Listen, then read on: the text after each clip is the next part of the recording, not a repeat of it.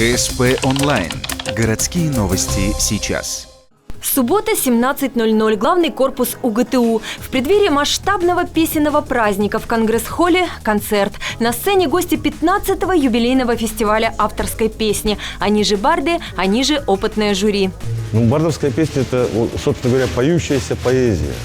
То есть это популяризация поэзии, именно не тех дебильных текстов песен, которые звучат в большинстве попсы, в подавляющем большинстве, значит, а именно, так сказать, поэтическое искусство. То есть это приобщение к поэзии через музыку, через интерес такой, что малыми формами, не с оркестром, а просто с гитарой. География за 15 лет почти не изменилась. Москва, Сыктывкар, Котлас, Воркута. Большинство бардов приезжают на Ухтинский фестиваль из года в год и уже стали его талисманами. Татьяну Кац на фестиваль уговорил приехать супруг Александр Королев. В результате получился дуэт. Муж мне все уши прожужжал этим фестивалем ухтинским.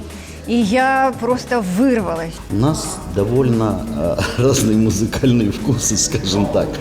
И, в общем-то, это все сегодня вы услышите песню, да? Мы ее будем петь первую.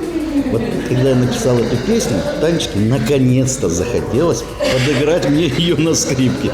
Конкурсанты фестиваля совсем скоро в местечке Крахаль покажут свое мастерство. Будет несколько номинаций – авторы, исполнители и авторы музыки. Это будет завтра. Ну а сегодня зрители проникаются бардовской атмосферой. Ни костров, ни палаточных городков, только музыка от сердца к сердцу, что, впрочем, уже хорошо.